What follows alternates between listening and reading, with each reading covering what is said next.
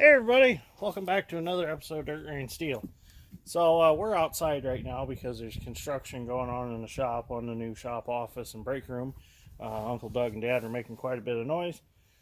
So what I'm doing is I got one of my race car tires, and racing season's coming up here pretty soon.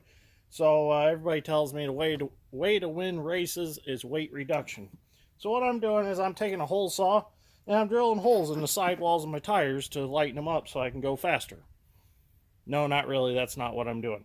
So anyways, what I'm really doing is I'm putting a fuel tank back in the MC, and I don't have, and John Deere's not open, I don't have the rubber mounts to put the fuel tank back in the MC so that it doesn't vibrate and crack and whatnot. So what I'm doing is I got this Hoosier racing tire here, which is a thin, nice, soft rubber. I'm taking a hole saw and I'm making my own rubber mounts to mount the fuel tank back in it.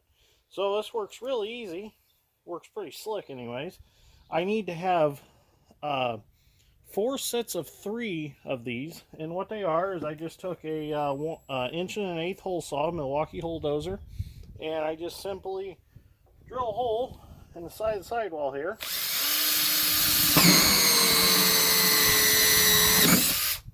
And then I take a little pocket screwdriver here and I pop this out.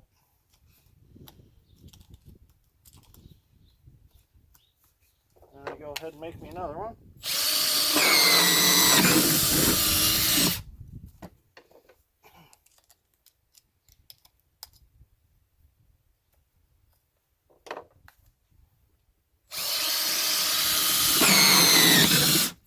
And there we have a set of rubber mounts for our fuel tank.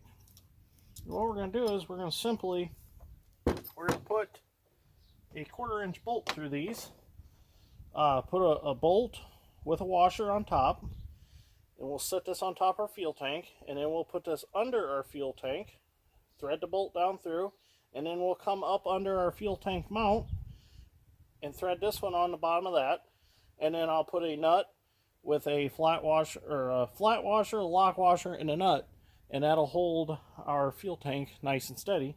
And these will actually draw down into the bigger hole in the flange of the fuel tank, and it'll create a lock when I tighten that up, and the fuel tank won't move, but it'll have shock absorbing. It'll be shock absorbing, so when you come down over dead furrows and road ditches and stuff and logs and geo trackers and Mazdas and all that with the MC, you're not going to crack your fuel tank. It'll absorb that shock and not crack the fuel tank. So we're going to go back in the shop now, and I'll show you how to put all this together and show you how it works. Okay, so we're in the shop now. I'm going to show you how I do this. So I got my bolt with my washer, got my first rubber piece. We're going to get that started on here. Got one of the hard impacts that Jess got me for my birthday. We'll start that in the hole. Here's another piece of rubber. We're going to hold it up under here. Got it threaded on that one. Or no, sorry, I done that wrong. Not thinking. There we go. This one goes between here.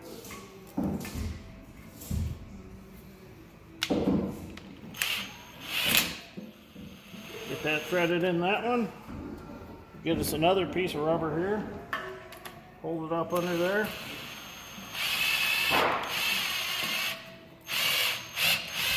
Get them threaded together.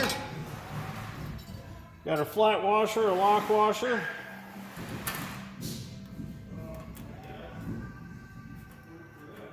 Not a lot of room to work, and I got big fingers. That's why I always had to play with big Legos.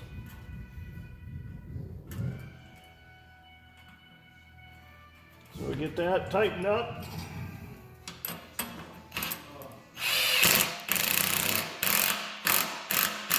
And there we have it. Holds it tight, but yet there's still some flex there, so we're not cracking our tank. So that'll absorb all the vibration. Well, we got our fuel tank all mounted solid. And the really nice thing is New Paris tractor parts, when they pulled this tank out, they left the clips on for the temperature probe for the temperature gauge. So we just simply pop it right back in them clips.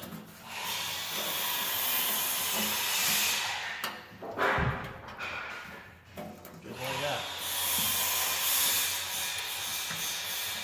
There we go. Well, we got an extra clip.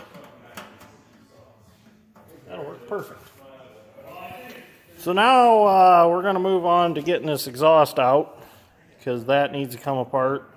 But first, I think we're going to finish out the fuel system. So we're going to get that sediment bowl off, clean it up, and get the fuel line hooked back up. Well, after I put the fuel tank in, I realized that my old fuel line was too short. So I had to go ahead and cut a new one and reshape a new one.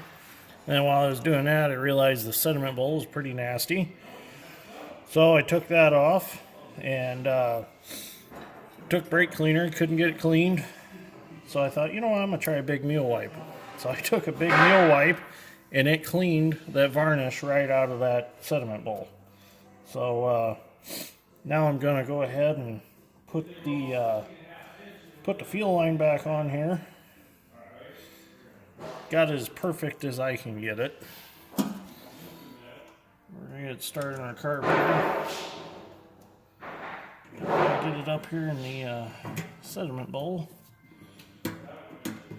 Get that started threading on there. There we go.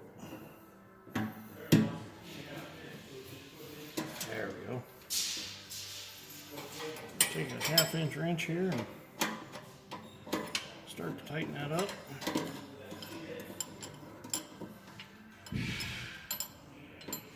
That nut might not be in the best of shape.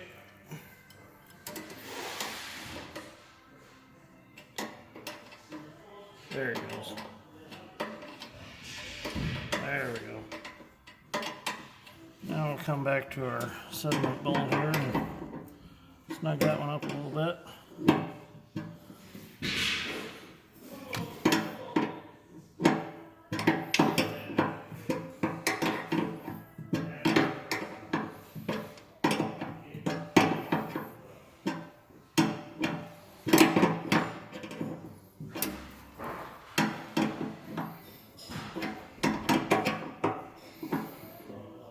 We don't want it too extremely tight.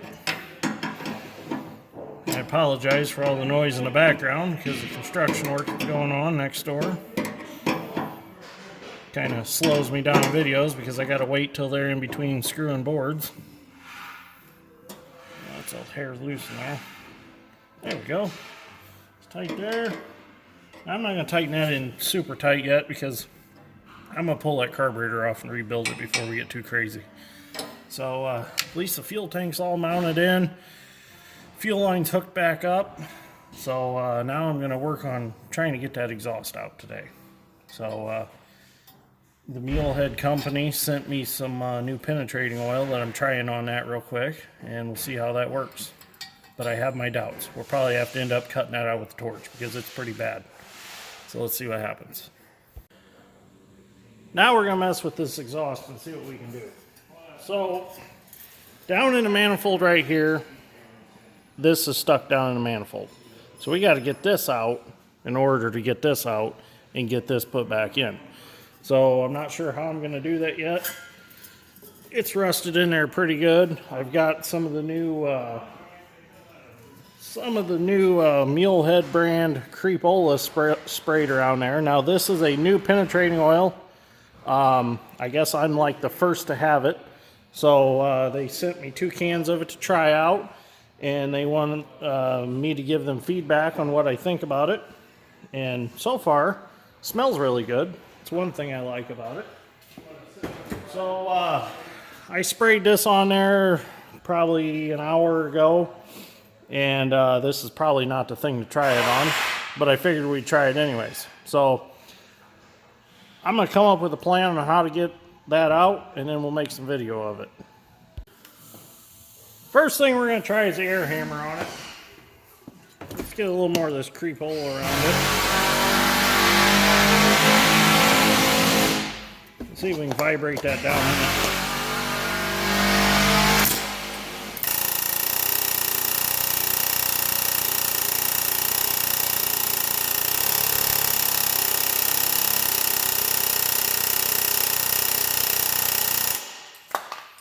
So, while we vibrate it, the rust is working out of it. So maybe soaking this a couple times, vibrating it a little bit, it'll come out. I hate to get the torch on it, but we might have to. So the Creepola is deep creeping, rust eating, super lubricant.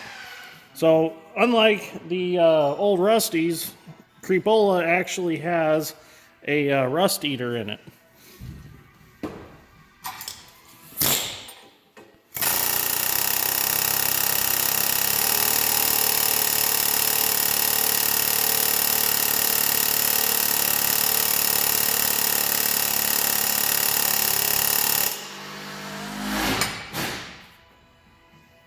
So we'll let that sit for a little bit and see what happens. Okay, so I left it sit for a few minutes, and this is impressive.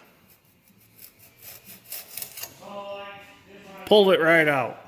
Vibrated a little bit with the air hammer. Look how deep that Creepola got in there. It got all the way to the bottom of it. I am impressed with this product. So now we can grab a new one, and we can put our new one in. So in order to get this new muffler to work in the MC, we're going to have to cut this sleeve off here. So I got die grinder with a cutting wheel, and I'm going to cut this off.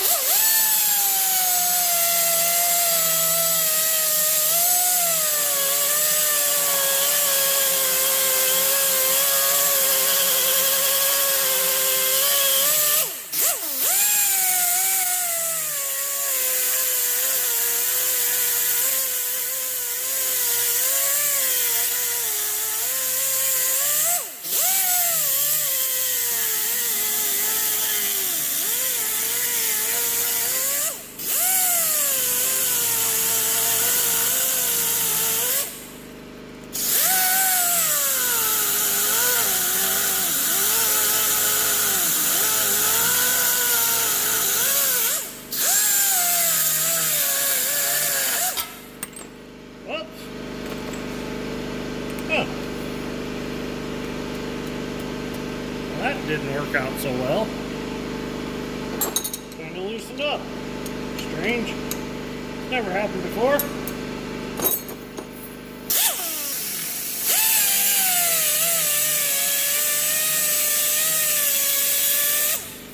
Now we should be able to peel that off. Maybe.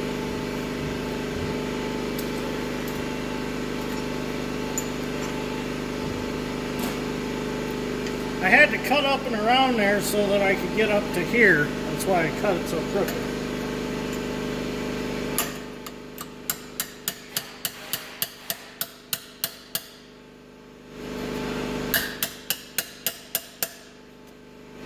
Well, nicked it just a little bit. That'll be all right.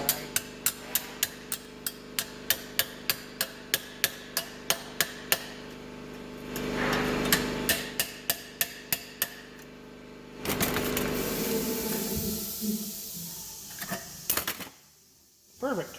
There we go. I just scratched it. It'll be all right. It's no big deal. So now we can go put it back on the tractor. We're going to put this exhaust back on the tractor now, the muffler. So we're just going to gently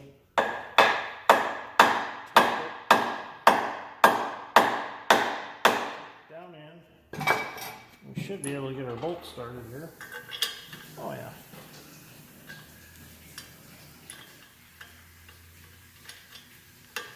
Nuts put on.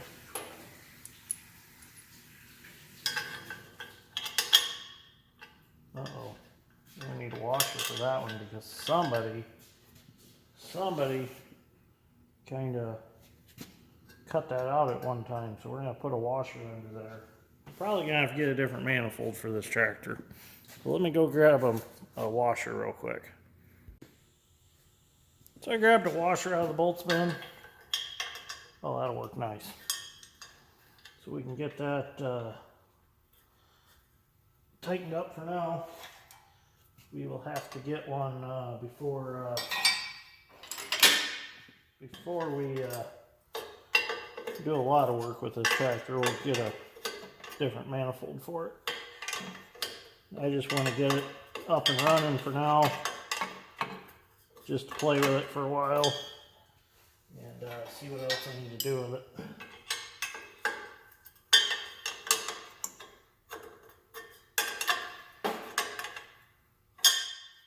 Well, you shouldn't leave much room in there.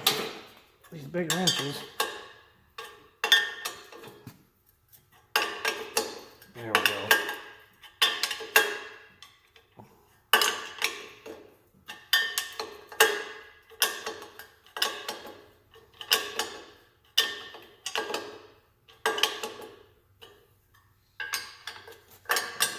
I'm going to get it drawn down a little bit.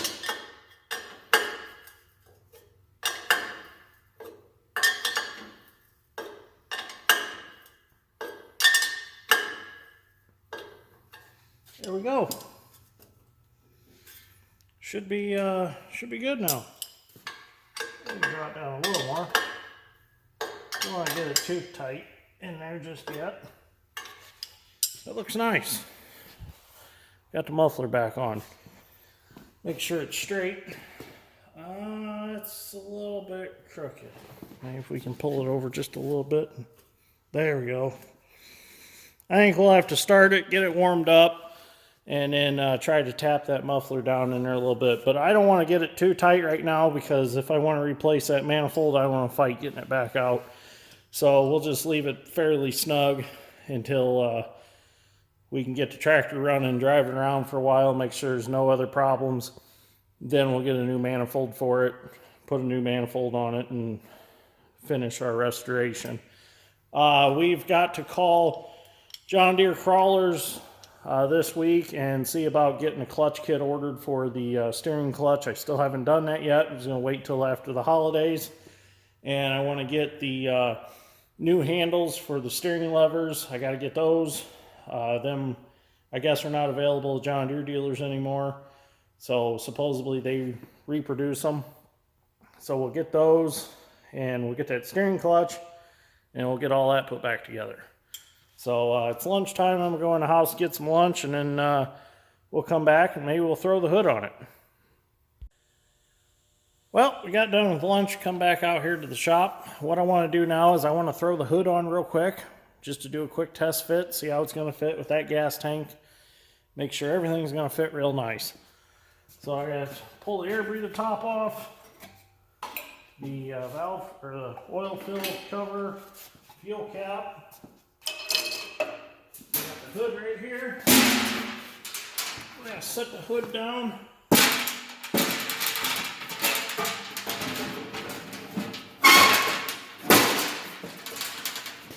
So everything fits nice the way it should. That'll fit tight. The filler neck's in the right position. Good. So now I'm going to pull that hood back off, because I've got the two light brackets to put on the front of the tractor. We'll lean you forward here so you can see. So the two lights come out on each side. So I want to get those light brackets put on before I put the hood back on.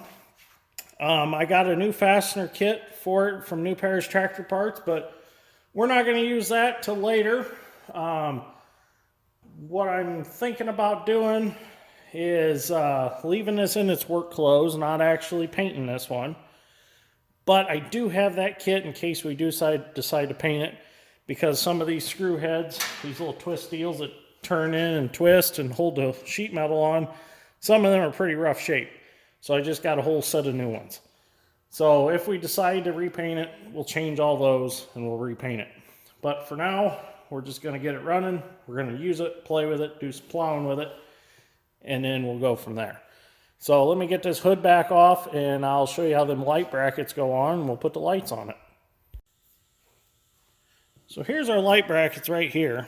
There's one for each side, and then there's adjustments here, set screws here. We need to get these freed up so that we can adjust these so that we can move our lights how we want.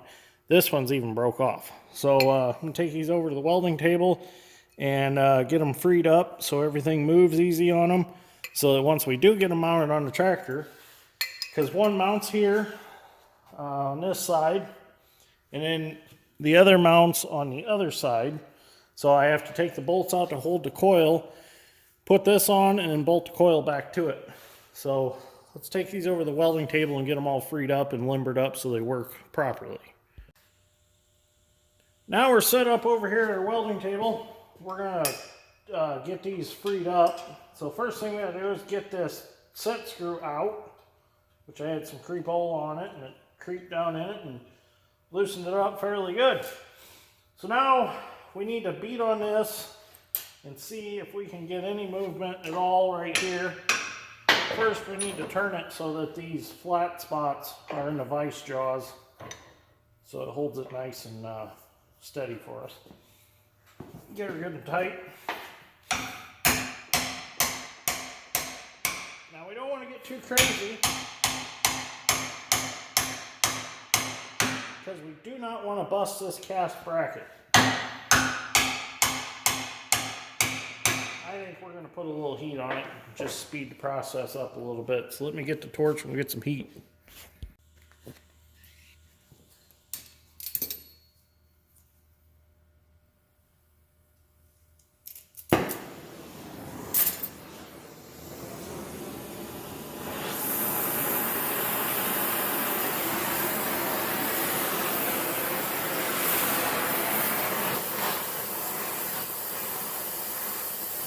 Now we don't want to get it too hot.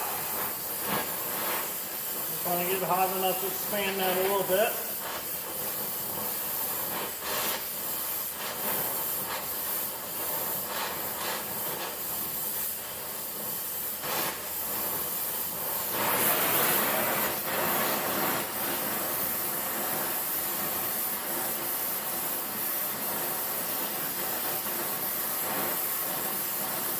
Yes, I should have moved the camera a little.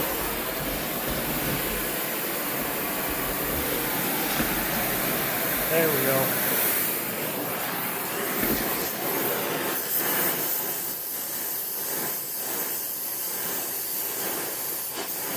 What I done was I put the camera in the camera while I used my phone camera. So I got a mount and I've got it on the Milwaukee tripod light. So wherever I go now, I have the light and the tripod for my camera. Worked out great. It's pretty warm now. Let's go ahead and shut our torch off. Oh, there we go.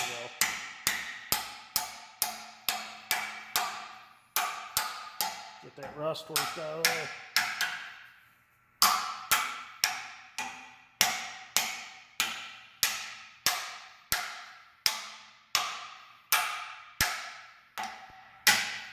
Nice.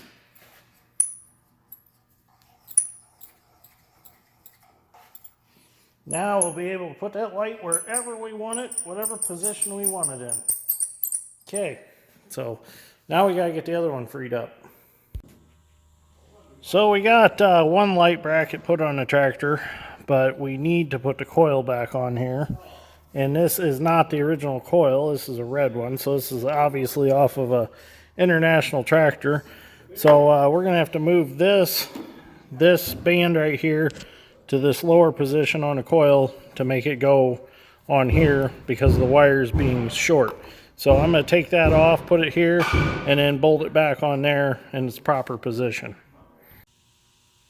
Well, it's not perfect, but it'll work for now.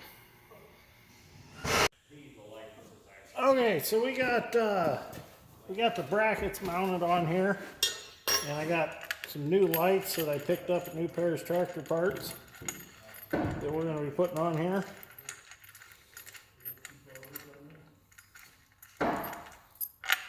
So we got new brackets, new lights. I'm not sure which way those are supposed to go. I guess it's personal preference. I'm going to put them towards the back.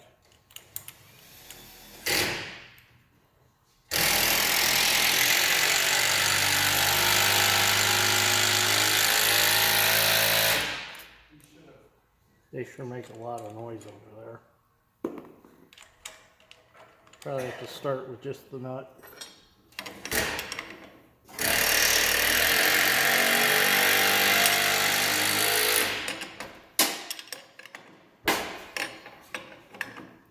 Well, it's a good thing the rest of the tank isn't painted.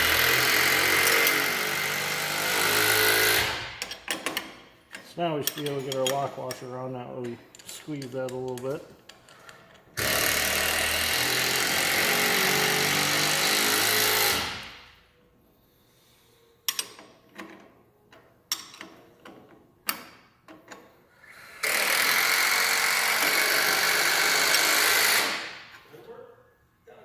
Turn it forward just a little bit, just like that. We'll have to adjust them eventually once we get them all wired up and everything. Okay, there's one side. Now I can go over and do the other side.